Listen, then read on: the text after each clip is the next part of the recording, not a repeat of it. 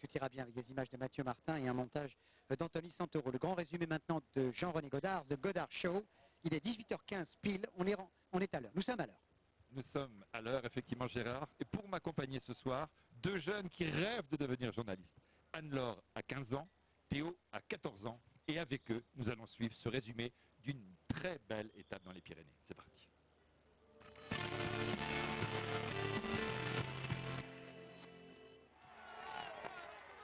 211 km à travers les routes des Pyrénées-Atlantiques, des Hautes-Pyrénées. Le traditionnel défilé. Ce matin, nous étions dans la ville de Pau et nous sachions que le Tour de France, pour la deuxième fois, allait arriver à Lourdes. Thomas Voeckler est un maillot jaune sémillant.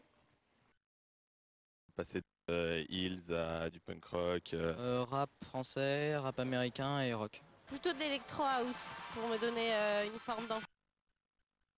Pendant 1 heure, les coureurs vont rouler très très vite. Plus de 49 km/h de moyenne pour la première heure.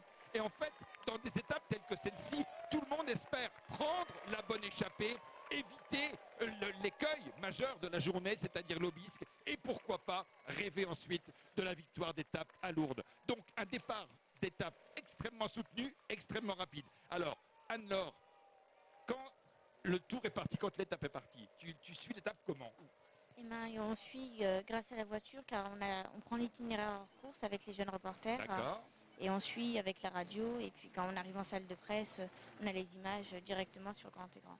Alors, il y a des images impressionnantes. Il y a eu par exemple depuis le départ du Tour de France beaucoup de chutes. Il y en a encore eu au début de cette étape. Des moments très très intenses. Regardez par exemple ici Andreas Klöden, coureur de la Radio Shack. Il est le 4e coureur de l'équipe Radio Shack à abandonner depuis le départ du Tour. Il arrive à peine à bouger, regardez, tellement il souffre du dos. Hier, malgré ses douleurs au dos, il avait pris le départ de l'étape. Nous sommes ici au sommet de la première petite difficulté de la journée, la côte de Cuqueron. Et c'est le Belge Vandenberg de l'équipe Omega Pharma qui dispute son premier Tour de France. C'est lui qui vient prendre le point pour le Grand Prix du meilleur grimpeur au sommet de cette côte de 4e catégorie. Les conditions météo, vous le voyez dans la vallée, sont bonnes. Et le peloton, répétons-le, la tête du peloton, très nerveuse. Et voici Théo, toi qui rêves de devenir journaliste. Tu aurais envie d'écrire sur un coureur comme ça. Jérémy Roy, qui est un baroudeur, c'est la 5e fois qu'il attaque depuis le départ du Tour. Oui, bien sûr, c'est toujours extrêmement plaisant de voir un coureur comme ça qui tente. C'est la 5e fois qu'il tente depuis le début du Tour, donc je préfère ce genre de coureur qui tente et qui ne reste pas campé dans le peloton. Ouais. Alors vous savez, vous les jeunes reporters, qu'il est en même temps ingénieur diplômé. C'est magnifique. Oui. Un bel exemple. Et voici donc l'échappée de la journée. Elle comporte 10 coureurs, 10 équipes différentes. Il y a là Lars Bak, il y a Martin Tellinghi, il y a Torushov, le champion du monde, Dimitri Fofanov, Edouard Boasson-Hagen, Jérôme Pinault, Jérémy Roy, qui a été à l'origine de l'offensive, David Moncoutier, Alexandro Petacchi, le sprinter italien, et enfin Vladimir Goutsev. À l'arrière, c'est la fin du calvaire pour Lars Boom, le coureur hollandais de la Rabobank, champion du monde de cyclocross, Lars Boom, qui est tombé il y a 3 jours et qui ne s'est jamais remis des conséquences de cette chute. Le peloton adopte un tempo relativement modéré, avec aux premières loges Thomas Voeckler et ses coéquipiers de l'équipe Europcar qui ont fait un boulot fantastique hier, notamment Pierre Roland et Anthony Charteau. Anne-Laure, impressionnant ce Thomas Voeckler. Oui, ça fait déjà 3 jours qu'il a le maillot jaune et on espère qu'il le gardera le plus longtemps possible. Ça serait pas mal pour la France. Et la France compte maintenant 3 maillots.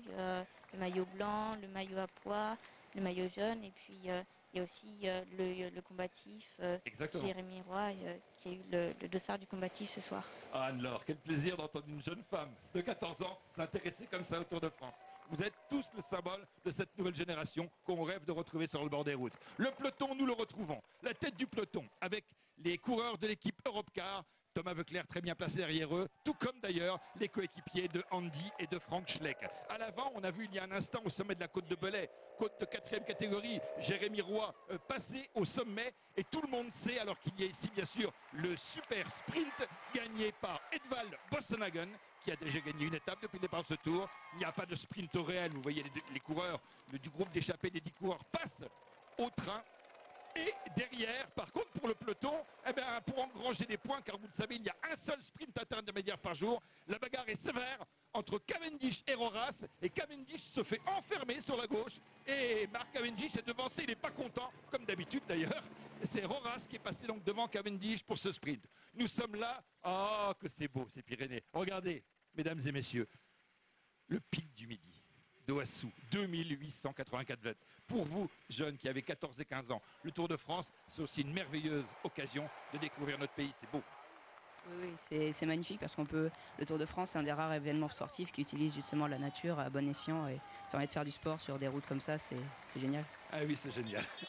Et lui aussi, il est génial. C'est bien sûr Thor Hushoff. Avant d'attaquer l'ascension de l'Aubisque, Thor Hushoff, champion du monde en titre, qui a été maillot jaune durant la première semaine, sort donc du groupe d'échappés, tout comme derrière lui, Jérémy Roy. Les autres coureurs marquent un tempo, un temps d'arrêt, et on va donc se retrouver au pied de l'Aubisque. L'Aubisque qui culmine à 1709 mètres.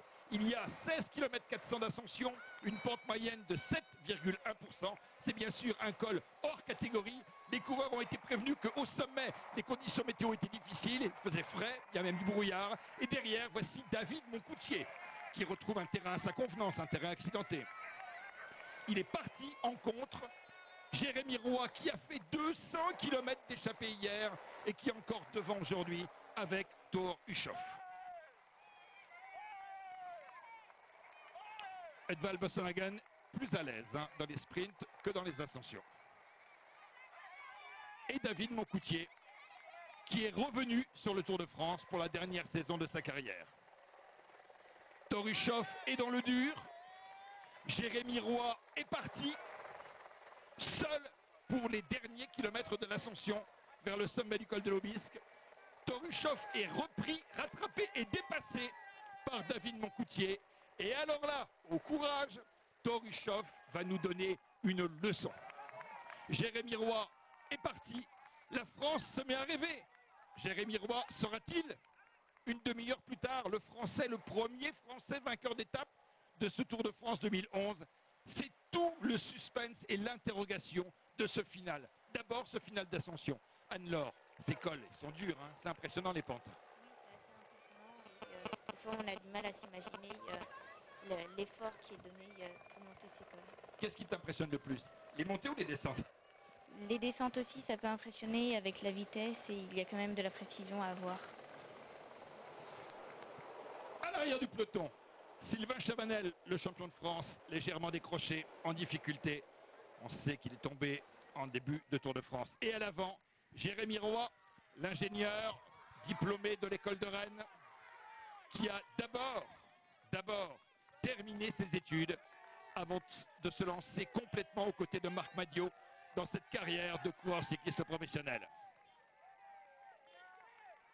Les derniers kilomètres de l'ascension du col de l'Aubisque, on sait que si Jérémy Roy passe parmi les deux premiers au sommet de l'Aubisque, il est sûr de prendre le maillot blanc, point rouge et maillot grimpeur. Eh bien, il passe en tête. Voilà, à ce moment-là précis, Jérémy Roy ne sait pas s'il va ou non gagner l'étape. Par contre, une certitude, c'est lui le nouveau leader du classement du meilleur grimpeur.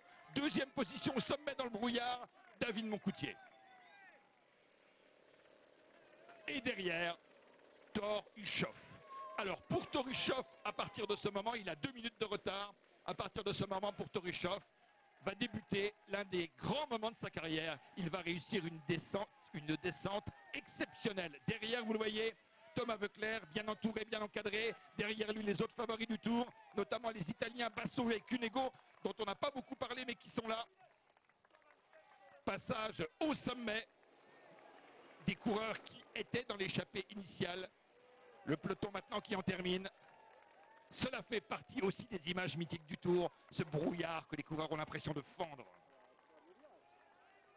Voici la tête du peloton avec Thomas Voeckler qui prend soin de mettre bien sûr une veste de protection. Il faut éviter de prendre froid. Ici, ce n'est pas un nouveau col, non, c'est le Soulor. Vous savez, quand vous descendez de l'Aubisque, il y a un petit palier, ensuite le Soulor, et on plonge vers Lourdes. Là, on a vu Jérémy Roy faire un geste à l'intention d'un spectateur bien inconséquent qui tendait, regardez, c'est stupide de tendre comme ça vers le coureur au risque de le gêner. Le drapeau peut se prendre par exemple dans un dérailleur, dans une roue. Il ne faut surtout pas, mesdames, messieurs, faire cela. Il faut les respecter, ces coureurs.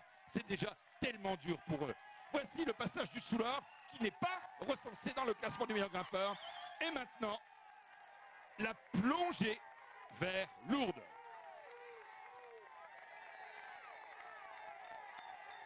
Moncoutier en termine avec ce palier de Soulard. À ce moment-là, Anne-Laure et Théo, vous étiez devant vos téléviseurs. Il y avait un suspense extraordinaire. Vous aimez le sport, vous aimez le cyclisme, vous avez dû vibrer. Oui, il y avait beaucoup de suspense. On pensait vraiment que Jérémy Roy allait pouvoir tenir et on ne s'attendait pas à une descente aussi démentielle de Torushoft. Descente exceptionnelle. Torushoft qui, dans un premier temps, rejoint David Moncoutier, dont la descente n'est pas la spécialité majeure. Jérémy Roy, lui, continue son cavalier seul. C'est une véritable course à la montre, contre la montre qu'il a entamée pour espérer gagner cette étape. Un garçon équilibré, intelligent, brillant. Et regardez ce geste de Thomas Voeckler qui vient voir ses équipiers alors que nous sommes à 25 km de l'arrivée pour leur dire de lever le pied. Ce n'est plus la peine d'entreprendre une chasse effrénée. Il y a 2 coureurs français devant qui sont très loin au classement général à plus d'1 heure. Donc ce n'est pas nécessaire de gaspiller des forces alors que demain, il y aura la grande étape du plateau de Baye. Attitude intelligente de Thomas Voeckler. Et maintenant, à l'arrière, la situation évolue. Pourquoi ? Parce que Jérémy Roy est toujours seul devant. Mais derrière, Torushoft dépose David Moncoutier. Torushoft ensuite rejoint Jérémy Roy. Et Torushoft va s'envoler vers une victoire d'étape magnifique. Rien à dire, chapeau monsieur. Voilà un maillot de champion du monde très très bien porté. Mais nous ne pourrons pas nous empêcher, au moment de l'arrivée de cette étape, de penser à David Moncoutier et surtout à Jérémy Roy, qui est, depuis le départ de Vendée, le plus grand attaquant de ce Tour de France. Alors, Anne-Laure, Théo, cette étape, vous venez de la revivre. En résumé, vous avez retrouvé toutes les émotions, les sensations de l'après-midi? Oui, exactement. Il y avait eu la déception aussi de ne pas voir un Français franchir la ligne d'arrivée en premier. Mais c'est vrai, c'était une belle étape. Il y avait eu du suspense jusqu'à la fin. Et Roras, l'Espagnol, gagne le sprint du peloton. Et Lourdes, qui fête le centenaire du Football Club lourdais, eh bien, qui est bien sûr, qui a été 9 fois champion de France de rugby, eh bien, Lourdes réserve une ovation magnifique à ce champion superbe. Torushoft. Demain, en direction du plateau de Baye, Thomas Voeckler sera toujours porteur du maillot jaune. Cette obligation si agréable de signer le maillot après l'arrivée. Et cette ville de Lourdes que vous êtes des millions chaque année à visiter. Le classement de l'étape, Ushoff, Moncoutier à 10 secondes, Jérémy Roy à 26 secondes. Et ensuite, les coureurs à 5 minutes et plus. Au classement général, pas de modification. Insistons sur la présence des 2 Italiens, Ivan Basso et Damiano Truego. Ils sont 5e et 6e. Un dernier mot pour conclure. Anne-Laure, il reste un peu plus d'1 semaine de course. Je sais que vous allez être les jeunes reporters du Tour jusqu'à Paris. Vous imaginez quoi maintenant dans les jours qui viennent? On espère encore que Thomas Voeckler le garde. Après, il faudra voir. Il y aura sûrement aussi des victoires de Marc Cavendish à Montpellier, par exemple. Puis on verra bien. Théo, Bien, un mot. Un mot, Théo. Le Tour de France s'annonce passionnant. Là, on a un suspense entre les favoris avec Contador qui va devoir se dévoiler. Et donc, ça promet d'être assez plaisant sur le... Merci d'être venu avec nous. Vous voulez être journaliste, vous avez raison. C'est le plus beau métier du monde, n'est-ce pas Gérard? Oh oui, alors, et vive la jeunesse, hein, comme dit Géronte, hein, vive la jeunesse. Merci, merci.